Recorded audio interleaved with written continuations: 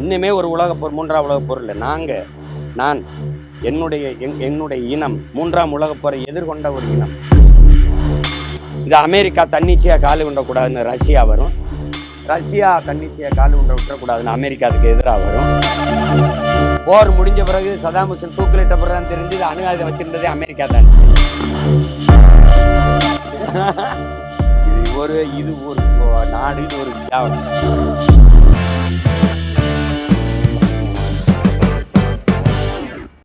இல்லை. இனிமே இங்க மூன்றாம் உலகப்போர் உருவாக போகுதுன்றீங்க. நீங்க வள வேட்டைக்கான ஐயா கவி பேரரசு வைரமுத்து அவர்கள் மூன்றாம் உலகப்போர் எழுதுனது வள வேட்டைக்காக தான் இது நடக்கும்.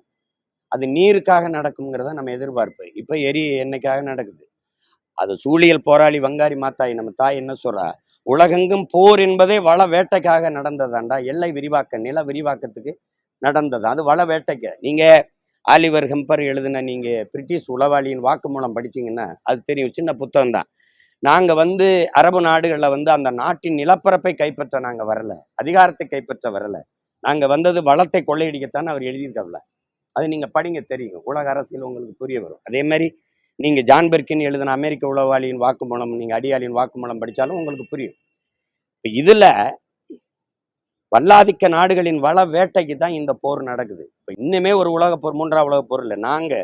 நான் என்னுடைய இனம் மூன்றாம் உலகப்போரை எதிர்கொண்ட ஒரு இனம். எங்களுடைய தலைவன், எங்களுடைய தமிழின விடுதலைக்காக எங்களுடைய தலைவன் கட்டி எழுப்பிய தமிழீழ தேசிய இராணுவம், விடுதலை புலிகள் என்ற இராணுவத்தை வீழ்த்துவதற்கு 22 நாடுகளின் துணை கொண்டுதான் நாங்கள் இறுதி போரில் விடுதலை புலிகளை வீழ்த்தினோம்னு அந்த நாட்டினுடைய இராணுவ அமைச்சர் கோத்தபாய ராஜபக்சேயும் அதிபர் ராஜபக்சேயும் பேட்டியில சொன்னது இருக்குது. 22 நாடுகளை எதிர்த்து ஒரு இனத்தின் இராணுவம் போரிட்டு இருந்தென்றால் அது உலக போரா இல்லையாங்கிறத நீங்க கேள்வி எழுப்பி பார்க்கணும். நாங்க மூன்றாம் உலக போரை எதிர்கொண்ட இனத்தின் மக்கள். எங்களை எப்படி எல்லாரும் திட்டமிட்டு ஒரு தேசிய உரிமைக்கு நின்ற தலைமையை, அதனுடைய போராட்ட குழுவை, அதனுடைய இயக்கத்தை வீழ்த்தினீங்களோ அதே தான் இன்னைக்கு ஈராக் மேல நடக்குது, ஈரான் மேல நடந்தது. உங்களுக்கு தெரியும் எல்லாம். இப்போ வளமிக்க நாடுகளை வேட்டையாடி தனது கட்டுப்பாட்டுக்குள் கொண்டு வளங்களை சுரண்டுவதற்கு தான் இது. அமெரிக்கா தன்னிச்சையா காலு உண்டக்கூடாதுன்னு ரஷ்யா வரும். ரஷ்யா தன்னிச்சையா காலு உண்ட விட்டுறக்கூடாதுன்னு அமெரிக்கா அதுக்கு எதிராக வரும். வல்லாதிக்கத்தின் அழகு எளிய மக்களின் துணையா நிற்கிறது, அதுக்கு பாதுகாப்பா நிற்கிறது. இங்க வல்லாதிக்கத்தின் இது என்னன்னா, அது வேட்டையாடி அழிக்குது.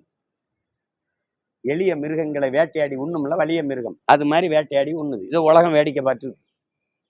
அப்படித்தானே?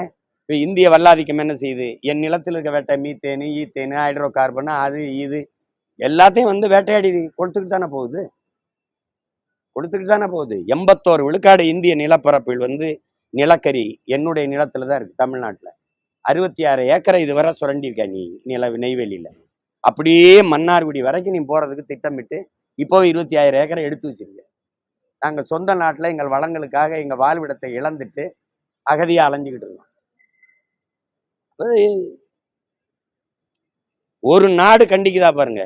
என்னடா இப்படி ஒரு ஒரு நாட்டு மக்களை இப்படி அழிச்சு கொள்றீங்களடா, அது என்ன காரணத்துக்காடா போர் தொடுக்கிறீங்க? அவன் அணு ஆயுதம் வச்சிருப்பான்பா. போர் முடிஞ்ச பிறகு தெரியுது அணு ஆயுதம் வச்சிருந்தது இவன் தான். சதாம் ஹுசேன் மேல என்ன பழி போட்டுச்சு அமெரிக்கா? அன்னைக்கு என்ன பழி போட்டுச்சு? அணு ஆயுதம் வச்சிருக்காருன்னு. போர் முடிஞ்ச பிறகு சதாம் ஹுசேன் தூக்கிலிட்ட பிறகு தெரிஞ்சது அணு ஆயுதம் வச்சிருந்ததே அமெரிக்கா தான்.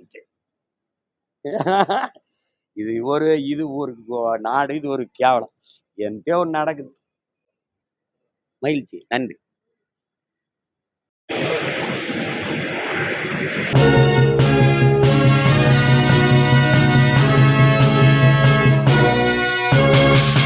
உடனுக்குடன் அப்டேட் தெரிந்து கொள்ள ஜெம் டிவி தமிழ் ஆப்பை இன்ஸ்டால் செய்யவும்.